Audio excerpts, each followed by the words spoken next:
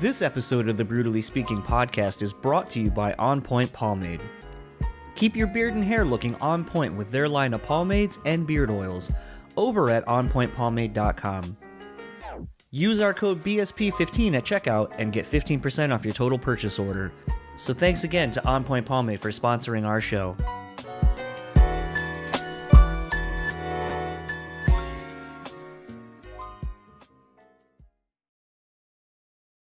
This episode is also sponsored by the Bean Bastard Coffee.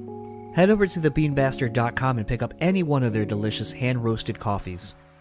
Coffee lovers will also enjoy their hand-cut and handmade espresso candles and soaps as well. If you're in the Buffalo, New York area, head to their store located at 448 Elmwood Avenue. And thanks again to the Bean Bastard for supporting this show. The Speaking podcast is proudly sponsored by Rockabilia.com. With over 500,000 officially licensed items in their online store, you're guaranteed to find something you need. Use our code BREWtally and get 10% off your total purchase order. Now on to the show.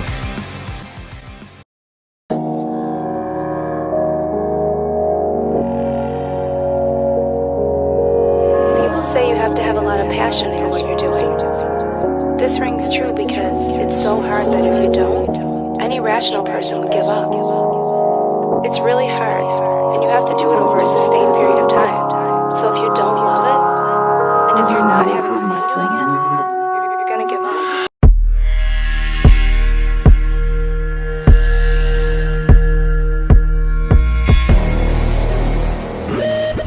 What's up, everybody? Welcome to another episode of the Brewtally Speaking podcast. I am your host, John, and this episode's guest is the legendary Sergio Vega of Quicksand, formerly of Deftones.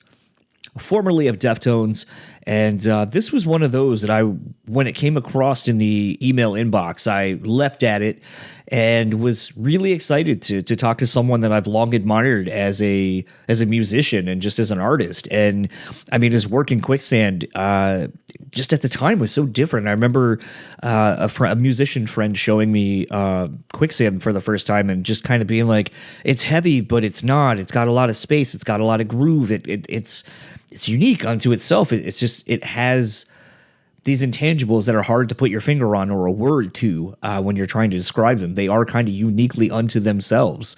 And they were always a band that, seemed to be big and large in the groups of musicians that I always would hang out with. But beyond all of us, it's like they weren't really known. So when Sergio obviously ended up taking the reins as the bass player of Deftones, it was kind of like, oh, wow, like this is huge. Maybe, Sergio and Quicksand will kind of get the recognition they deserve through being in this other band that people already know about. So, and interestingly, that's kind of where the conversation started. It was talking about My Love Dilla. I always, for those that don't know, because I cut it out, that part at least, so I don't get flagged for like copyright stuff, but typically I just listen to Dilla beats while I wait for the guest to come on. And so a lot of times when you hear us start the conversation, it's usually about whatever Dilla beat I'm playing or just kind of talking about him. Because a lot of people, even if they don't know who he is, Dilla that is, they love just the vibe that they're hearing, or if they are familiar with his work, obviously very impressed with the output of Dilla as an artist. And so that's literally what started it, was just kind of talking about our love of hip-hop and Dilla and finding yourself through music and finding where you belong in these various communities and scenes and so forth through art and through music and, geographical situations that you find yourself in, exploring the world around you and this kind of connection you end up feeling as a result of all those. And to me, that was really awesome. It was really great to kind of have Sergio kind of go on that trip with me. There are some tangents I think I kind of went on that I don't think necessarily he agreed with, and but I don't even want to say he didn't agree with. I think he just put a more positive spin on it, which I really appreciated. And actually, after the conversation was one of those things where I thought about that a little bit and was like, I need to, and I do try to be more mindful of this in general, but sometimes maybe just putting a slightly more positive spin on something is all you need to kind of have that positivity just emanating from you in all facets of your life as much as you can. And for that, that's why I love doing this podcast, because it sometimes has valuable human life teaching moments. So that is definitely something I walked away with this episode. And without further ado, let's actually get into this conversation with Sergio, and I will talk to you all on the other side of it.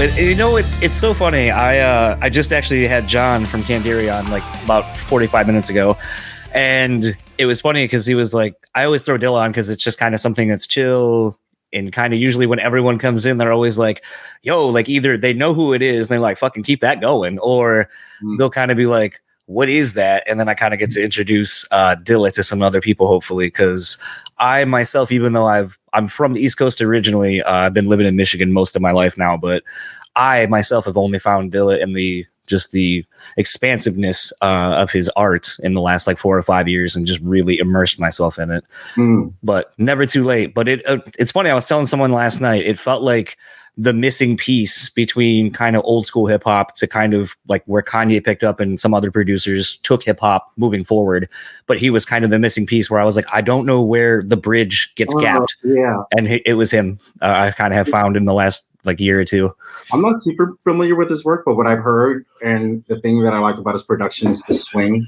Yeah. And the vibe. And I think that that's true. It's like very much a bridge between an old school way of doing things, but also like a touch, and touch is such an important part of music composition. Like the parts are there, but it's also the touch, how things are laid out. I think he's really, that's one of the things I think that make him stand out. Well, I think what's been interesting for me kind of in going more into, I would say, like producing and production in hip hop and just in general is that, a lot of people, because like, obviously listen to a lot of the stuff Dillon did, or even Kanye did for like Jay-Z on Blueprint and stuff like that, and going and listening to some of these producers, is you identify the sound with the voice you hear with it.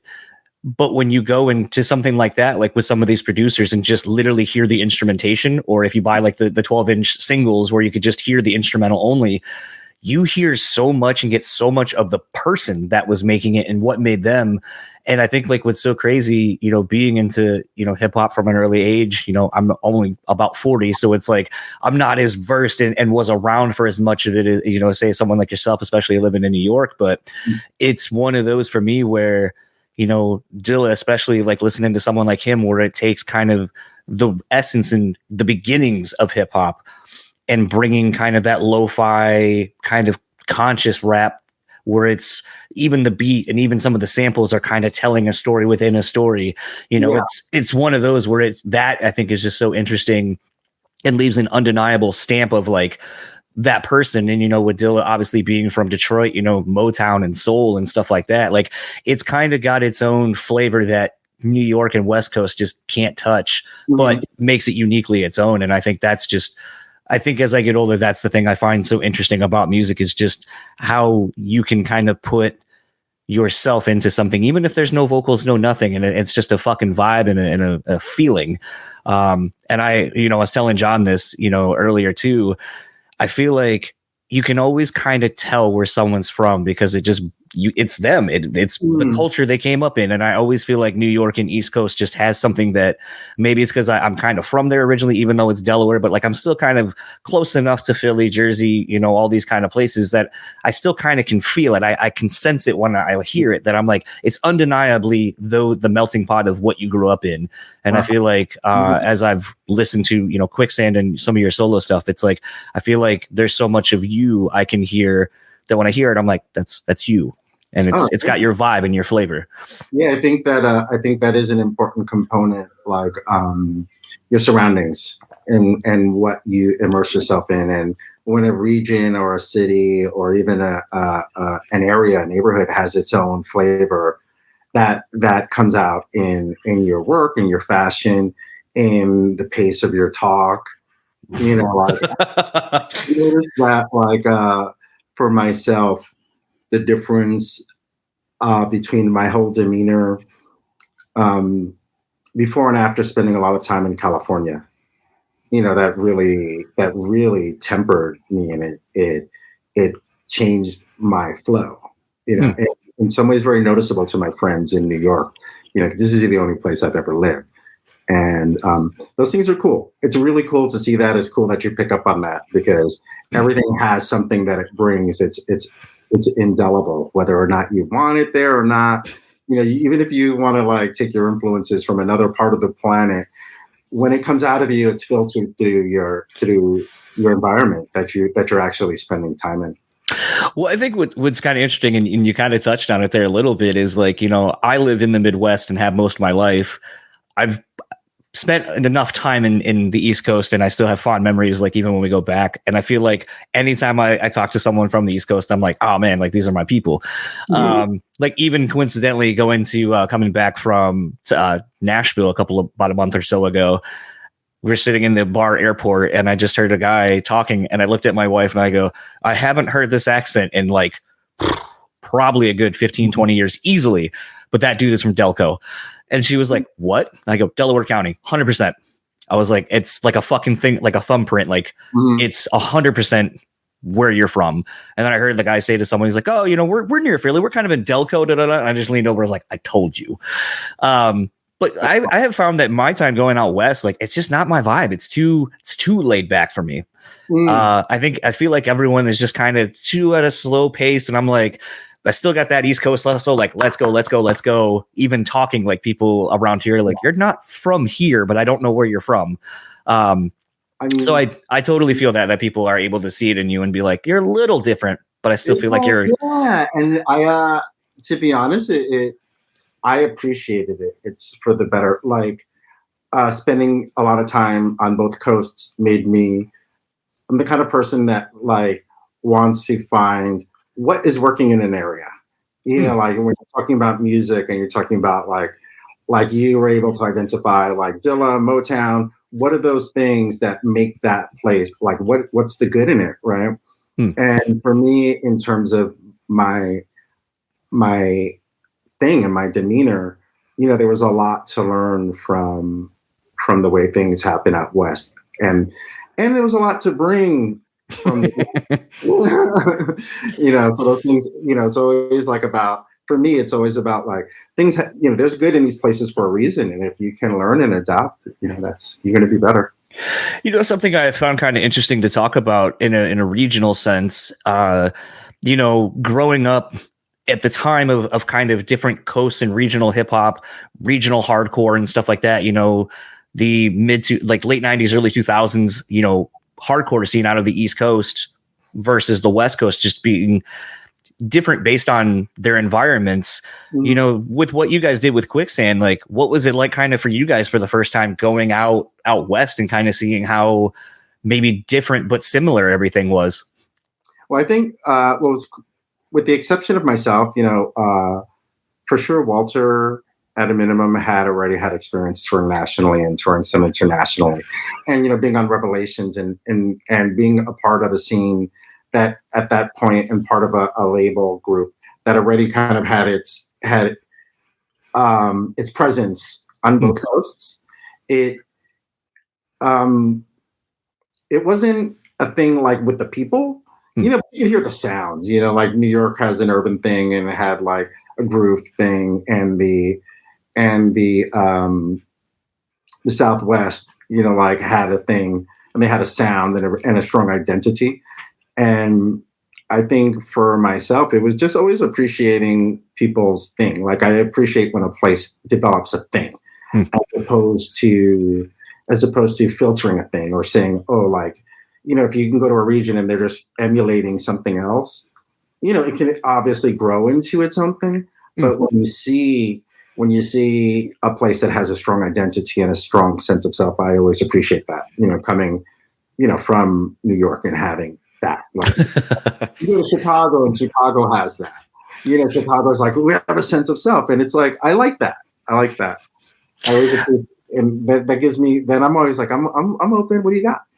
Yeah, I feel like in my wife and I traveling over the last, I'd say 7 or 8 years, I feel like that's been the interesting thing is, going like not necessarily disagreeing with people, but like when like going to like Austin, like I was really interested to see what Austin was because like everyone talks about how interesting it is and it's a great art space and creative and a lot of like interesting people go there.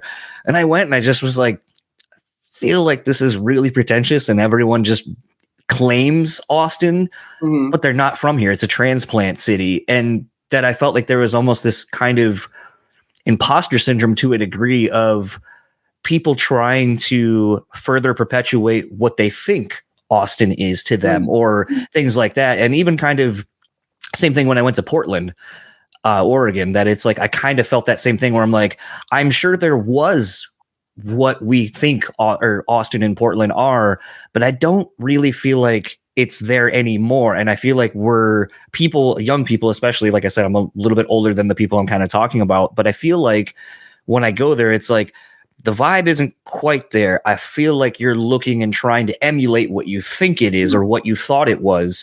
And you're trying to bring that out. I think eventually those people, once they have their tenure in this place, will kind of give it its new thing. But I don't think it's there yet to me personally. And I feel like that's such a weird thing to kind of realize as you get older, that it's like, I don't think it is what we think it is. And I think it's living on its past. Well, I think the positive end of that is that it often takes a transplant to really shape a place because they're coming with the hunger and they're coming with the determination to make something and to see a vision, right? So like the status quo can not necessarily appreciate it or agree with it, but in my experience, it's always brought some sort of change because if you take the time to move and uproot your life and go someplace else because you have a vision, then you're often like, you also determined to make it work. I find that, again, as a native, I see a lot of my friends who are long-term friends who are caught up in being a native New Yorker are also, they have a different drive and a different energy than people who have moved here. And then my friends who have moved here are like, I got to make this thing work. I moved here and I made it happen. And they do a lot of things. They make things happen and it's always cool. So like, I definitely appreciate that and I get that. And, to a certain extent, I've been that. I never had to leave New York as living, I've spent a good part of time, a good chunk of life or big chunks of time in California.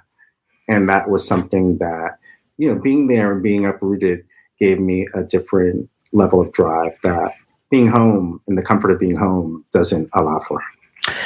It's interesting. I never really kind of thought about it from that perspective, but you said something there that kind of was an interesting thought, which is maybe this perception of, and the only way I really have to articulate it is, like those that are born into wealth versus those that acted like made their own way.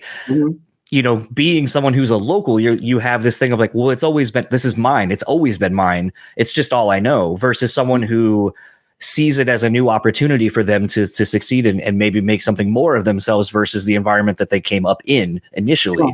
And I've never really kind of thought about it that way, but I think that that's a really interesting take to, I guess, a more positive spin versus mine, where I'm like, you kids. I think that it's all true because there is a value in the status quo.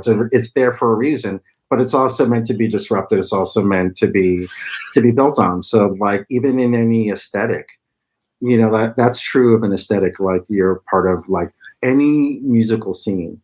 Once you get into a thing and you get into a place, you've accomplished something for a reason, but people will inevitably need to disrupt it in order to make their way and make their space. And that's cool too. So that it's like the friction between, like what you said, the negative take on something, because you're protecting something and then being challenged by something and the success that it can have, I think can work for everybody. At the end, it kind of settles, and people can move up their position a little. The people who are coming in can learn from the people that they were initially rebelling against, and the people who are kind of upset at the newness can relax and go, all right, this isn't that bad. Kind of maybe a weird segue, but I feel like it kind of fits. I wanted to talk a little bit about, Quicksand adding Steven from Cave In. But I kind of had an interesting, knowing that we were chatting, it's been weird. I've been kind of going more with just being sort of in the moment and just letting things then happen. So I've kind of approached that even in listening to music, in the sense that I might have one song in my head and then I'll just go, hey Siri, play whatever. But Apple and Spotify and stuff will then kind of take you on a musical journey if you just let it and don't control it. And it's interesting because I had Antenna came on randomly, a song from Antenna, and then I was like, I haven't listened to that record in a really long time, and I've been listening to it a lot lately. And Youth Overrided came on, and I was like, holy shit, this song just hits me so differently from when I was like graduating high school when this record came out versus now being almost 40, and just thinking how lyrically the song has completely changed and how I listen to it and think about it when I hear the lyrics. And it did kind of make me wonder, we can talk about adding Steven, because I think that's an interesting thing to be a trio for so long and now be a four-piece in the live sense. But I kind of wanted to pose to you, is there a song or even an album that has done the same to you maybe recently where, it came out at a certain point and you resonated with it one way, and then it's just grown and taken on a completely different meaning to you as you've gotten older now? I think honestly, a lot comes with things that I maybe didn't appreciate before, because of being in a very tight box aesthetically and being like, oh, well, I'm part of this world and this is kind of it, and I'm open to X, Y, and Z, but I'm not open to A, B, and C. Okay. And as I've grown musically and as a writer and an arranger, and I can listen to things differently without being marred by, what world is it from? Yeah, and I have more of an appreciation. And there's been a lot of albums and a lot of bands, that I've got to experience on tour and see live, and that I've gotten to like listen to their music and really wonder, like, man, these are good. So there's not a specific album, but there is a slew of them. There are a slew of bands that I didn't allow myself to give a chance, and then listening to them later, with a different perspective, and coming, and appreciate the musicianship, the songcraft, and their impact. It was nice, and it kind of made me feel like, you don't need to be a hater. You don't need to be so in a box, not to say that I was a hater, but to say more that, like, to be in a box about like what it is or why it is that you're allowing something into your life. I kind of feel like maybe, I don't know. I've been trying to figure out why that happens. Like, I know a lot of it probably is the peer-to-peer. You might be like in a peer group, and you're just, well, I don't want people to think that I like this thing because it's not as cool or whatever. The ridicule you may face for admitting you like something. Although I've always, the term guilty pleasures always gets thrown around when in the interviews, like, oh, what's your guilty pleasure movie, band, whatever.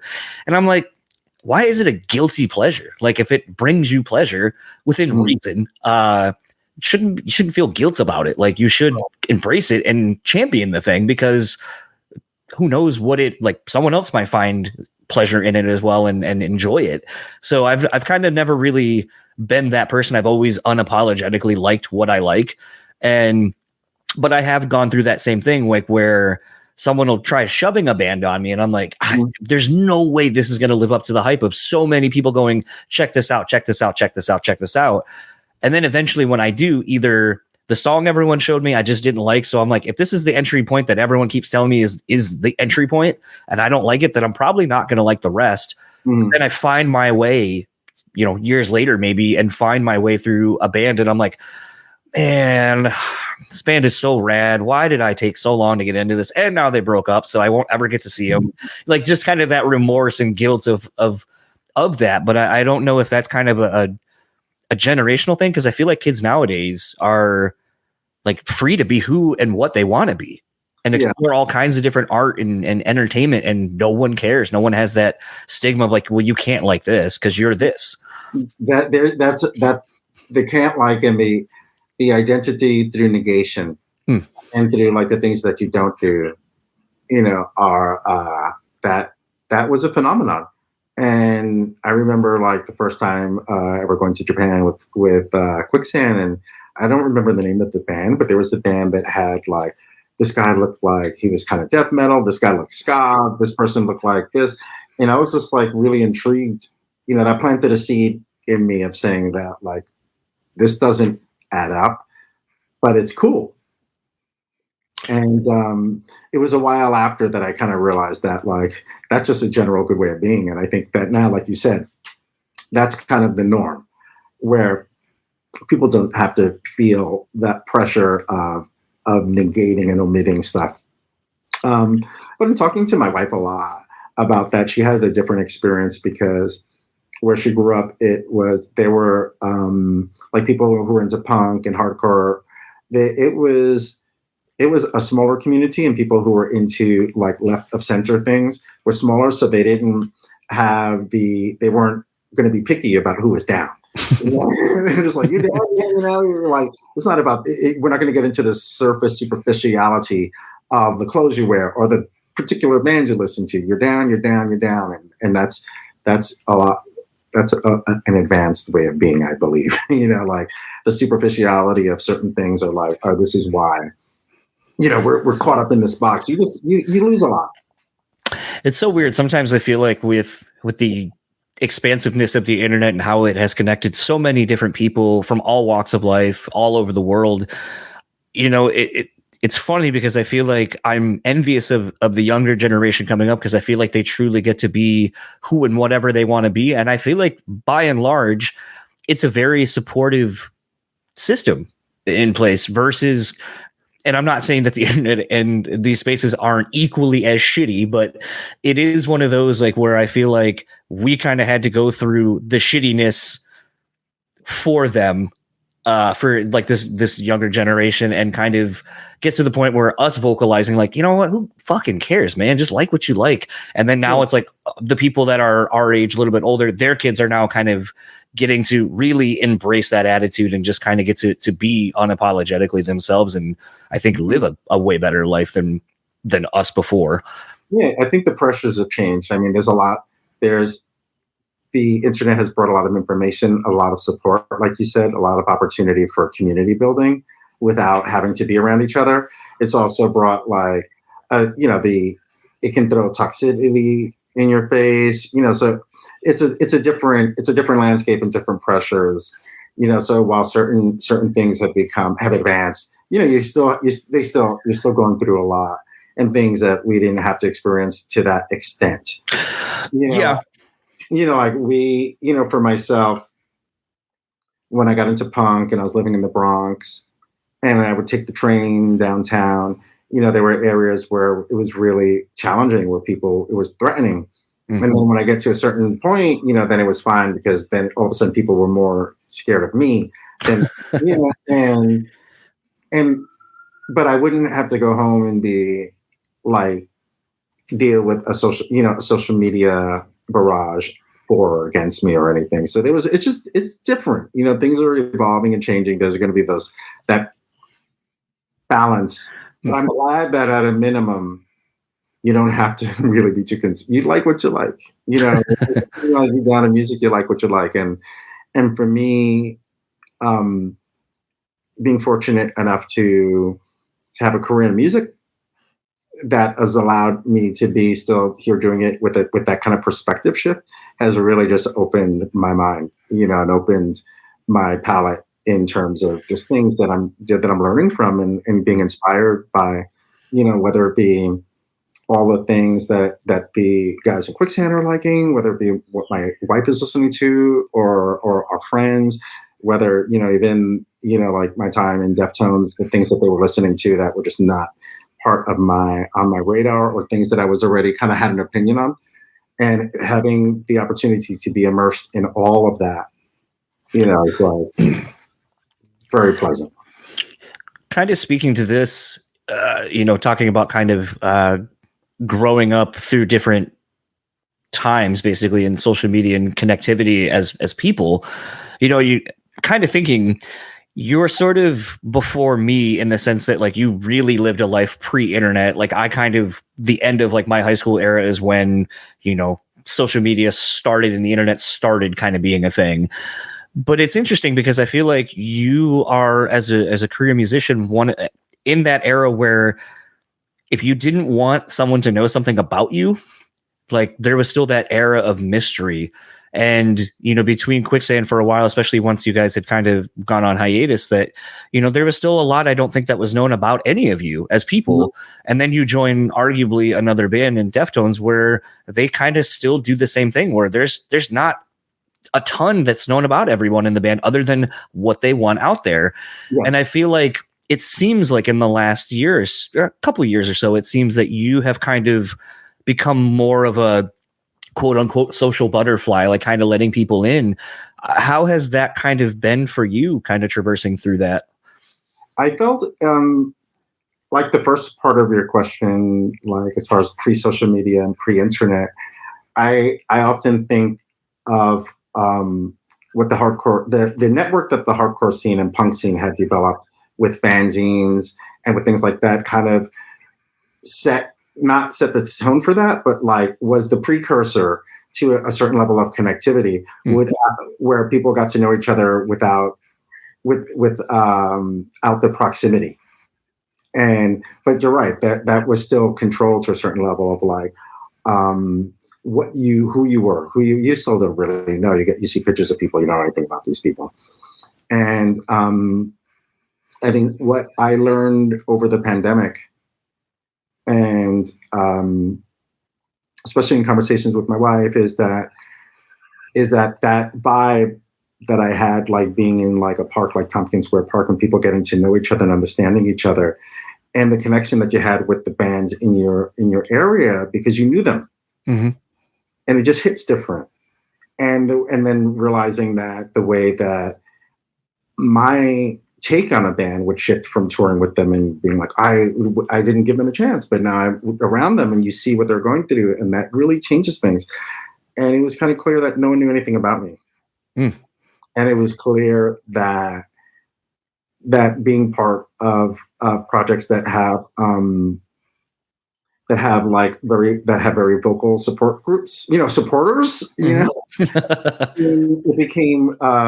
It became important, to really share and to really let a light in on who I was and what my interests were and what my beliefs were and what my deal is, mm-hmm. And I think that really helped.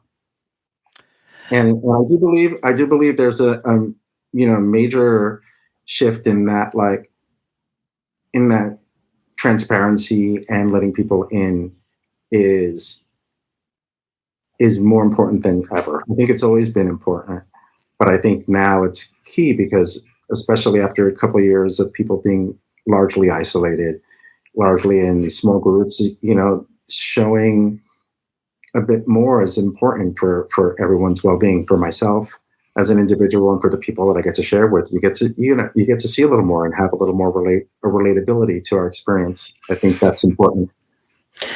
It was just kind of interesting because I know from following you on Instagram for a while, it was one of those where it almost seemed like a very conscious shift in what you were sharing, even doing like, Instagram lives or videos and stuff like that. It was just like, kind of, I don't know if it was the way it seemed, but it seemed like we were kind of getting to experience you learning and getting into like anime and stuff like that firsthand. And that was really interesting to me because I was like, I didn't know you were into that. And then as I kind of was paying attention and watching some of these things, I was like, oh, I think this is something new for you. So we are literally getting to experience something with you for the first time through your eyes, and then fans of yours who are into it are kind of like, oh, well, if you're into this and you love this, you got to check this out. And it's a community builder, and it's so interesting to kind of see things like that happen in real time, because like I said, I just, there's things like that make the social media, the connectivity of meeting people or learning and kind of building a community fun, like, because you get to experience these things, and it's not necessarily something that I may be into, but someone's passion, when it's very infectious, when you see things like that, you're like, all right, well, I mean, you seem like you really love this, so like, all right, fuck it, let's see what's in this thing. Like, what is there maybe that I can pull out of it? Yeah, it's fun. And like, that was one of the things that I realized made it important. And it's something that my wife and I would talk about. It's like, it's the importance of people really knowing me. She's like, you do all these things and people don't really know you. So anime is something that that has been a part of. I've always been into animation. My parents are visual artists, and so I've always loved cartoons. I've always loved even like early anime that was kind of brought over to America, like G-Force, and obviously classics like Akira and Studio Ghibli, and that has always been a part of my thing. It's even part of my writing process. So, like if I'm sitting at home when I'm writing, I would usually have, or practicing, I would have like anime playing, and I just kind of like, it would kind of, I love illustration, and I love animation. But that was something that no one really knew. No one knew I was vegan. No one knew anything. and having the opportunity to share that, especially like in regards to Deftones and that being something where people, a lot of people, they started to understand that I had come from Quicksand. They had that sense, but giving the opportunity to reveal more of myself and where I was at in the world was helpful. It was very helpful. And it's nice because I also did some time, early in the pandemic, of streaming. And then I get to see where I was doing Twitch, and I get to see where people are at too. And that really brought me back to Tompkins Square Park in New York, where you're sitting around each other. Whether you're a hardcore kid, a punk kid, a skinhead, or into rap, or some combination thereof, you get to know each other and build empathy and understanding for your experience. It's funny, that's the process you kind of went through of sharing yourself with everybody kind of for the first time on a scale like that. It's funny because it's, I've been talking about lately after, therapy and kind of doing, like I just actually revealed this for the first time. So by the time people hear this will be the second week tentatively that they'll have heard me talk about this. But, I had like a tarot reading done for the first time about a week and a half ago. And it's kind of giving yourself the permission to explore more and learn more about yourself, but also what you share with people and letting them know kind of who you are. And I feel like in the 5 years or so of me doing this show, I used to think no one would give a fuck about me. And it's always like, they're here for you, whoever the you is. But as someone once said, they're like, no one's going to continually listen to something if they hate the person that's the vehicle that is driving it. And it's one of those where sometimes as I've started opening up more, talking about my experiences, it all stems back from the fact that we, as I feel, as people, have kind of lost just the one-on-one communication and using our words and experiences and sharing tribal knowledge with each other and learning and growing as people. That we've lost that because everyone does it, quote unquote, does it through this. And it's one of those things where it's like, we have a wealth of information. We have a way to connect with people unlike we've ever have. But I feel like a lot of times I feel like we're so disconnected from each other because we see each other in quips, basically. Like, you go to hang out with someone and they're like, oh, so I was on the street. Oh yeah, I saw that. And then kind of taking away their ability to tell you and enrich your life with an experience that they may have gotten because, oh yeah, I saw a photo on Instagram. And you're like, but that wasn't the entirety of my trip, but you just kind of took it away from me. And I feel like that's been something that I've enjoyed doing this, and even going through and joining some different Twitch streams, is the connectivity and almost feeling like the thing that got me into music and hardcore and you know, all these things is the scene, the connectivity of one another through a common experience. And I feel like we're kind of getting back to that, I feel like, but I also feel like we're going so far away from it as well. I think, yeah, all things are happening. Like, I mean, my situation made it even more important to share. You know, so where at the beginning of the pandemic, it was just really just connecting with people. It was like it's a very trying time. It's a very hard time, and it was something that I understood I needed to be doing more in general, and it was very helpful in terms of people's understanding of me and my place, you know, within as an individual, within Quicksand and within Deftones. And then it became equally more important to have some sort of transparency and connectivity with my departure from Deftones and what that was and how that went. Because you're right, in coming from a project that is very closed and doesn't say anything and reveal things, you know, it can put me in it was affecting me, you know, like our split and my departure from the band and not being able to talk about it or not talking about it out of respect for that approach, you know, started to have people, you know, people just want to know, and people, like, we're in an age where transparency is better, and if there's a space, it gets filled with a narrative or an opinion or thoughts. And that was something that was really incumbent on me to address. You know, so it's like I felt people deserved to know what was going on. People, especially people who had invested, you know, their energy and their time and their money for shows that were coming up, and it felt, and also just for the perspective of how I may have or impacted their experience and their situation. So that was again, you know, I just believe that we're in a time where those things are important. You know, things are important to people, for all parties involved. It's important to put yourself out there more. You know, like you said for yourself, how that impacts you, and that creates a connectivity. It's real. It's real because, you know, these are times that we're going through, and that extra layer of saying, hey, I'm here and I'm real and this is what's happening is important and appreciated. I guess more for your situation, it's just so human and just so obvious, but it's oftentimes we overlook those obvious things and assume that there's something bigger for why something happens. And so, I mean, and I could literally hear it as you were kind of talking and kind of searching for the words. You can, and for those that will watch this, you can literally see it, that's kind of all it came down to, is just belonging. And you can see that you were getting emotional just wanting to belong. Yeah, I mean, we started this entire interview with on the premise and the conversation around scenes and culture and community. Yeah. And that's been the driving force of everything that we talked about leading up to this. And that's my core foundational thing. It's interesting. I wasn't sure if I was going to bring this up, but, you know, you're kind of talking about just the I guess the energy that comes forth when you listen to Diamond Eyes. You know, you guys had played a show here pretty early into the touring cycle of when the album had come out, probably within a month or so, here in Grand Rapids at the Orbit Room.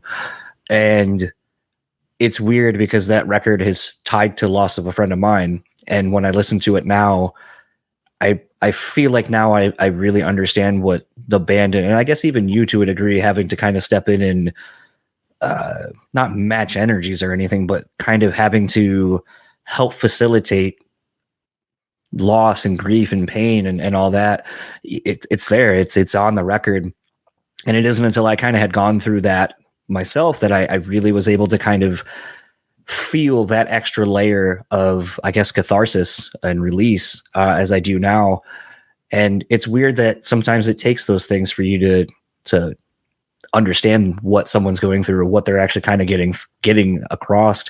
So they always say, if there's something that you feel, you should tell the people that. So I just want to say thank you for the music that you created, as a whole, but that album especially, that's a very special record to me. It resonates with me in a way that I don't think many other albums do, because of the experiences that I've gone through, like seeing you guys with my friend who is no longer here, and kind of now understanding a deeper level of connection with that record. So thank you for the art that you created. My condolences, like an artist and music for myself and us and a lot of my friends, it is our outlet. So that it's for the good, the bad, and everything in between. It's like everything you hope for, everything you want to avoid gets expressed through your music, and that that was something that was born from a lot of circumstances coming together. Like the band just starting to get along again, the band having the tragedy with Chae, the situation with Eros not really coming together, and bringing in a couple of new people who just want to, like Nick's input and his energy, and then, like me, really honoring and respecting the situation, and like I know these guys, like we met in '95. I had on the first Warped Tour, I filled in for Chae in '99. Yeah. I was like, I got their back. I got this dude's back. He's like, obviously I knew him least of the band, but I knew him. Yeah. And he's a solid dude. He's a really solid dude. I mean, like, even back in '99, it was when I was filling in, he had hurt his toe and had to go home. And the band was really just kind of on a thing, a lot of excitement, a lot of growth. I came in and matched that energy. Like I come from a cathartic scene anyway. So it's like you're bringing it anyways. And like, and then there was I was like, all right, got my boys back. Like I'm here. Got these guys back. I got Chae's back. Let's go. So I've always felt like in my situation, what those guys needed, what those guys want, whatever it is, like be there to make that thing be a stronger thing. And I appreciated my time there. I appreciated working with them, and I appreciated being able to bring and have them be open, to that. Yeah. Because they have a lot riding on their lives. So to be open, and they're very collaborative, very excited for ideas, and working together was awesome. And it fit until it didn't. Kind of segueing a little bit into some of the stuff you're doing now, following along on, like I said, your socials and stuff. You got your Hourglass Reversal NFT project thing that you're doing, and what exactly is that? Because obviously everyone, NFT is the hot new word right now. It is an interesting landscape. Some people are talking about the environmental aspects of what it's doing.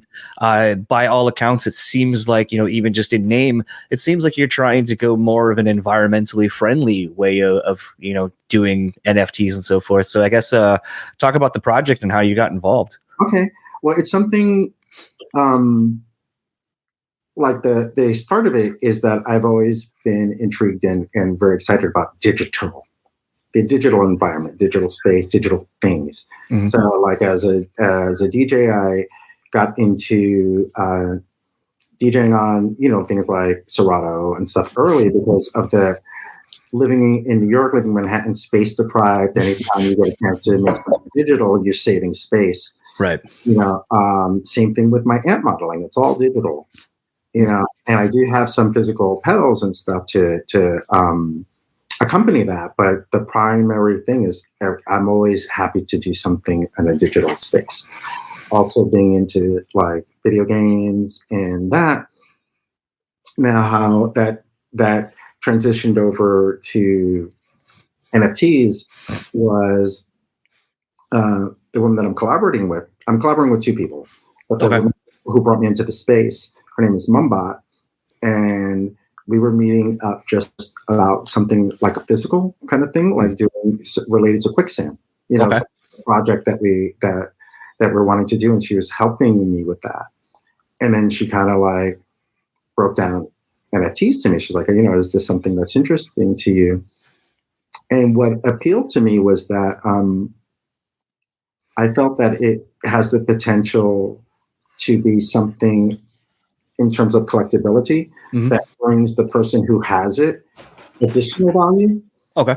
And so like it piqued my interest in the sense that maybe like someone who collects t-shirts, like it can actually potentially become an investment long-term. It's something that you love, it's something that you want, but like at some point in your life, maybe a ticket stub that you held or something, or like for people who like baseball cards, those things might eventually over time add value or grow in value. And it could be something that can be an investment that you can bring benefit to your life, be in need or for whatever. And I got interested in the idea that this was a digital asset that on one hand might give more to the holder over time. And additionally, I was, it's something I studied for a few months. And on the other hand, it gave me the idea that like, oh, this is something that can also have some utilities. So like it also brings for independent artists a direct connection with their supporters without kind of any middlemen. So it can be used to fund projects that can in turn be used to give value back to the people who invest in it. Whether it be like we're going to send you shirts, we're going to send you this, I'm just exploring the idea of what I can give back in that environment. So like I was thinking about like, maybe on tour I can give like a lot guestless spaces.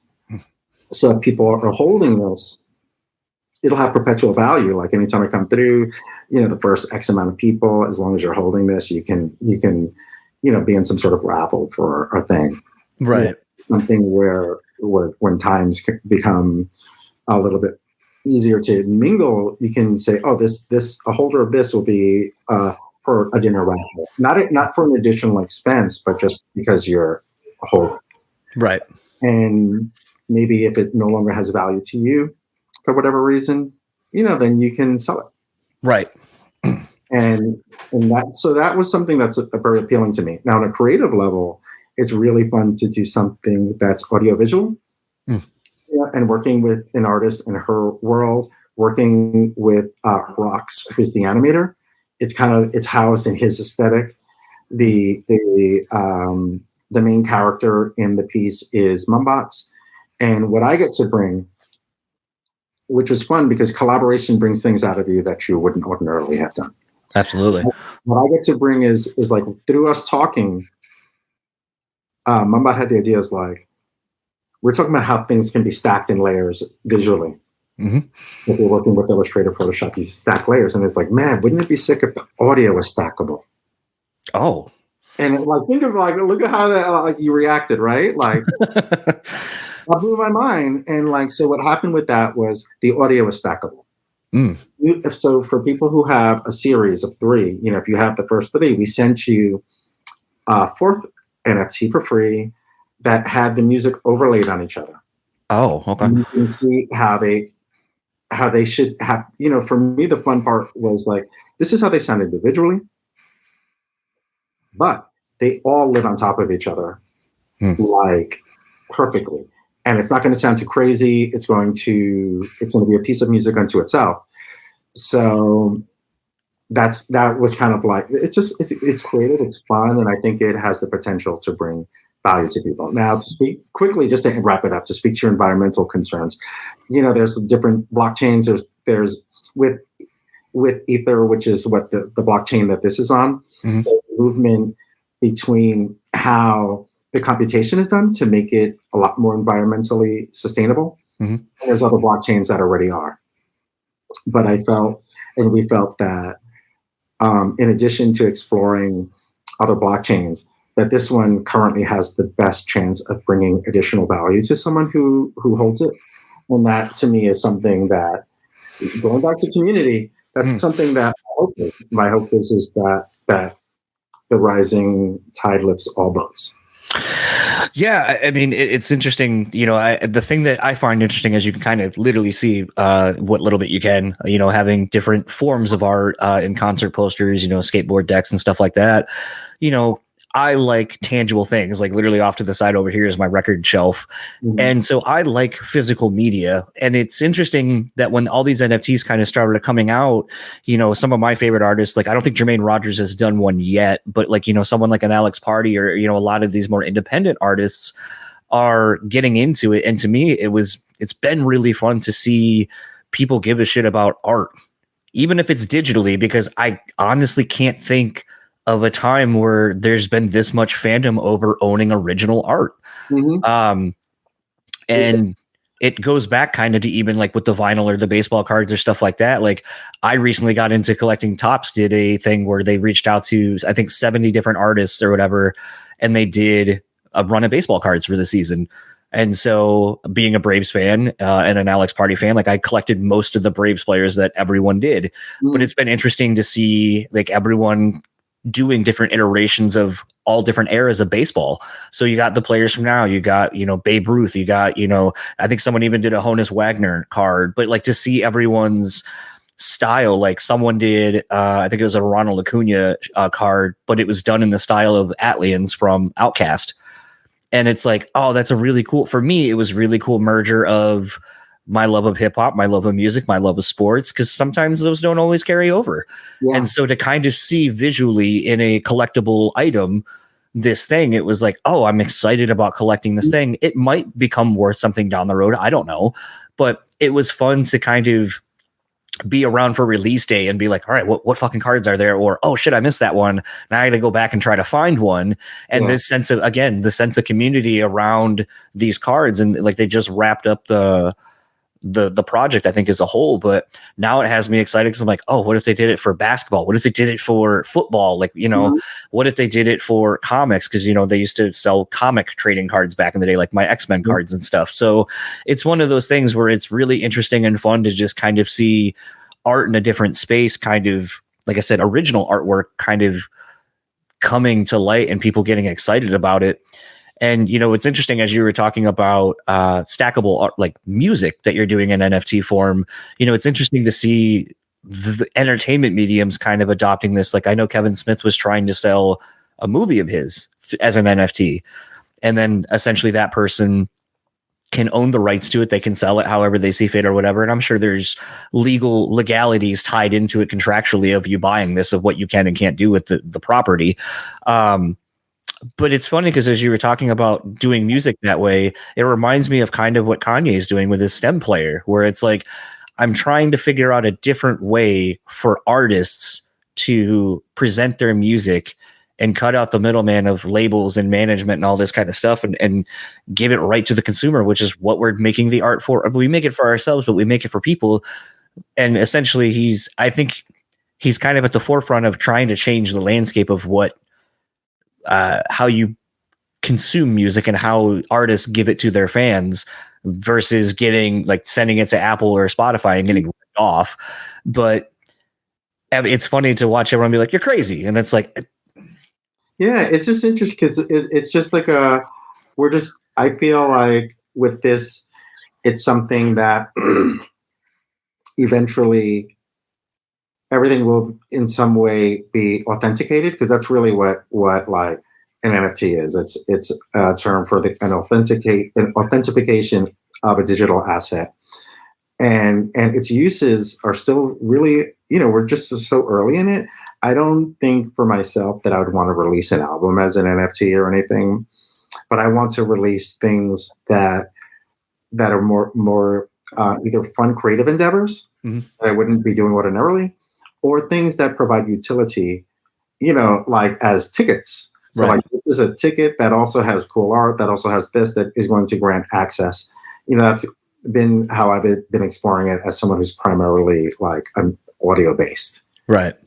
Because I think NFTs have, people really have adapted to, on one hand, the visual aspect, and on another hand, there's a facet of people who are adapting or excited about what the utility has. So like, this is a ticket to this. This is a chance to be with this person, a chance to do this, and I like that. I think it's an interesting perspective, or a different perspective that I've heard of everyone else kind of doing it. But I think that's kind of the interesting thing about this as a whole is it's still new, it's still fresh, and what people want it to be is interesting because it can be whatever anyone wants it to be. And I think that's kind of the fun thing about this so far. And what little bit of digging and research I've done through it is it's not any one thing, and it's really up to the imagination and it'll be interesting to see what you can do with it once you kind of realize what else you can do within it. So I think that's a fun thing, and to literally see you light up and kind of get excited about it. I enjoy things like that because when people are passionate about something, especially when you can see it, it makes you excited about these things because you're like, oh, okay, like it's very exciting to me because I just feel as though it's an opportunity, and everything, like this is a common theme, but everything boils down to me to community. And it's a chance to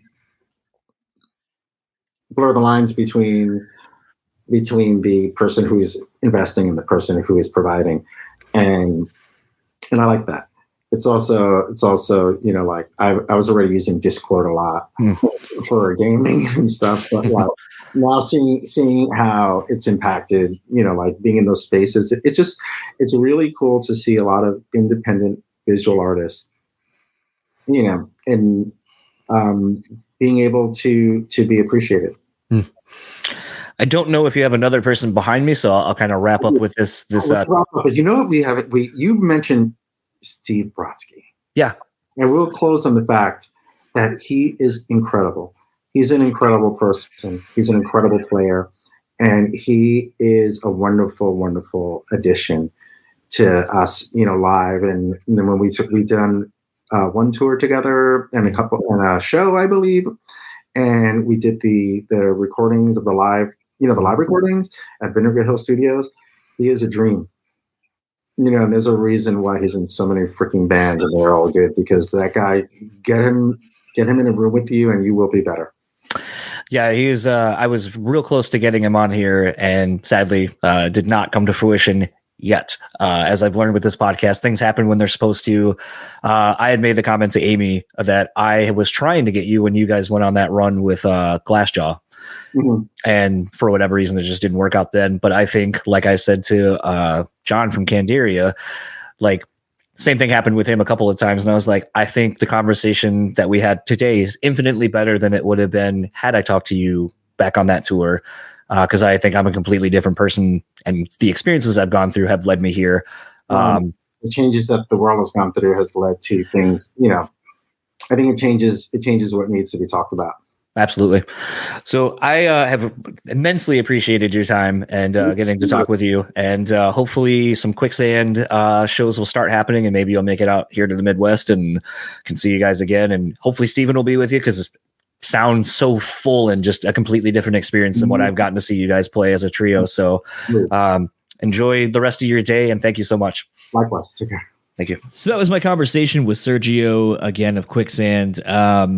Man, I just want to, it's crazy to have been doing this show for as long as I have now, and to still just kind of be shocked and amazed at who I get to talk to and have genuinely interesting conversations with. And this was one of those that, like, I was kind of apprehensive and nervous to, like, leading up to it, because I was like, what the fuck are we going to talk about? Like, there's a million things that I'm sure people, when they listen to this, are probably going to be really bummed that, we didn't touch on. And, I guess there's other podcasts for that. It's something Dewey and I talk about. Like, if you kind of want the traditional, like, what did this song mean, or what did this record, or whatever, then, there's plenty of avenues for that, and those are fine. But if you want something a little bit more and get to learn more about the person behind those songs, behind those albums, behind the art, maybe this is a little bit more your speed. And so for that, I just want to say thank you to Sergio for taking the time. Like I said in the intro, definitely resonated with me, something I've been thinking a lot about since. And I think it's a very admirable trait to try to always look on the positive side of things. I'm trying to do that actually with this beer I'm drinking. It's a Martin House Cookies. It's what it's called. It's called Cookies, and it's a cookie dough stout. Sadly, this is kind of a more of a chocolatey flavor. I don't really get the dough flavor itself. This is possibly, and I hate to say this is probably one of my beers from Martin House so far. Typically, I rant and rave about them. Everything is I wish I had more. But this is actually going to be something I was talking about with some friends. This is going to be my no thank you bite, in the sense that when I grew up, you had to have a no thank you bite to try something to make sure you liked it. I've tried having that approach with a lot of things actually since talking about the no thank you bite with some friends who have children, and they're kind of introducing these principles into their lives as well. So I'm having my no thank you beer. I probably won't even finish all of it if I'm being honest. And it's been a week. It has been a very interesting week. I know this chat was a little bit longer, so I'm going to kind of try to speed through this a little bit. But it has been a very interesting week of reflection and epiphanies through music and through community, actually, kind of piggybacking off of this episode. This past Friday, when I'm recording this, I went and saw Seven Dust do their Animosity 21st year anniversary tour. And while admittedly that's not my favorite record of the band, and probably isn't even in my top 3, it still has great songs, and it was great to see the fans coming out and supporting the band. The first night of the second leg of the tour, the energy was really good. Getting to see a lot of friends that I don't get to see all the time because they all have kids and so forth, and it was fun to just kind of enjoy being at a show and having fun times and making new memories with old friends. Fast forward to Sunday, yesterday, as of when I'm recording this, and the wife and I and some friends went to go see Knocked Loose, Kubla Khan, Koyo, and Movements. And that was a sold out show, 2,000 plus, if I'm being honest. And it was just a reminder of what made me fall in love with hardcore and heavy music as a whole, like just this sense of feeling like that we're all in on something, and that the smiles on everyone's faces during like these heavy breakdowns, and just seeing a room full of people reacting and kind of have this cathartic release was really inspiring, and to kind of see a band like Knocked Loose kind of thinking about their rise to where they are now, having seen them basically since Laugh Tracks came out, and, hitting the road with the likes of the Acacia Strain, hitting, the road with E-Tids and so forth, like these, kind of legacy bands at this point of the scene. And thinking about how the band Knocked Loose, that is, has risen to prominence since, and just how they seem to do everything right. They reinvest into their show. The band's geared, like they sound better. They have a sound guy. They have a light person. Like, when they're able to afford these extra things that help the show be something bigger and better than the last time you saw them, that keeps you wanting to come back, in addition to just they write great songs with great parts and they have a great energy about them. But the other thing that was really interesting about it to me was thinking about how this band is just doing it all right. Like they don't care about like what are the hot bands that are going to help us. They want to take out bands that they love. And, I mentioned Acacia Strain. I mentioned, a band like Every Time I Die. They're kind of those bands too, where they take out the bands they give a fuck about and they want to just play with, in addition to paying it forward to some legacy acts, or to pay it forward to, take out some of these up and coming bands and bring them out too and get them in front of a different audience. And every time I see Knocked Loose, it just is a reminder that the state of heavy music is going to be okay. Like if you have bands like Knocked Loose, you have bands like Turnstile, and I'm sure there's other bands that I'm not even aware of currently that are probably going to be coming up under them and are going to be influenced by bands like Knocked Loose. And to just kind of feel excited about where it's going to go, the scene, the heavy metal underground scene, the hardcore scene, whatever you want to call it, to know that it's still going to continue and it's still going to inspire new people, and it's still going to bring people of, as I saw last night, anyone from about at least maybe 50 all the way to 14, 15. And to see that wide casting age range, and knowing that people coming from all different walks of life are able to cohabitate at a hardcore show makes me feel good. It makes me feel at home. And for that, it's been a really great weekend of going to shows and seeing music. And I know this upcoming Friday, going to see Dance Gavin Dance Volumes and Memphis Mayfire. It's going to be a lot of fun getting to see a lot of the friends I've made through doing this podcast, but it's also going to be, I think, a very heavy moment. Obviously, with Tim from Dance Gavin passing away in the last couple of weeks. And the only other time I've kind of gone to a show that will probably have the same energy was going to see We Came as Romans. And right after Kyle had passed away, and it was one of the first tours they'd done, and let alone one of the first tours they'd done here in Michigan. And the energy was just, it was somber. It was a sense of melancholy and a sense of finality of we're all kind of in this shared grief. We're all going through it together. And I have a feeling that show is going to be, the Dance Gavin show is going to be equally on par with that for different reasons. So I'm looking forward to it. I'm kind of not, but I know it's going to be special, and I know it's going to make me feel something, and I'm going to walk away being glad that, you know, I had this shared experience with everyone in the room that shared it with me. So all of that said, let's start wrapping up this episode because I blabbed on long enough. If you'd like to keep up with Sergio, you can find him at Smurfed Out, SMURFFEDOUT, on Instagram and Twitter. You can find Quicksand and all that stuff. It's around. If you'd like to keep up with the podcast, you can find us simply enough at BrewSpeakPod on all your socials. And if you want to rate, review, subscribe this podcast, that'd be greatly appreciated. You know why that matters. I like feedback. I like getting feedback. When I do, I really enjoy it because it at least lets me know that people care and they actually want to talk about it. So let me know. If you want to send me an email, brewtallyspeaking@gmail.com. Let's keep a conversation going on the notes, in the socials, whatever it is that you prefer, how to keep track of someone and communicate with them, go ahead and do it.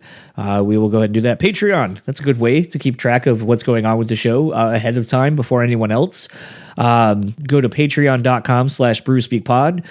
For as little as $3 a month, you get access to all the audio of the episodes before they go up. For $5 a month, you get access to the videos before you get them. So you would have heard this chat about a month before, maybe not quite a month, about like 3 weeks before this actually ended up airing. And so for the Brewtally Speaking podcast, I am John, and I will see you all next week, where we have a really fun, interesting chat with Brett from Steak Sauce Mustache.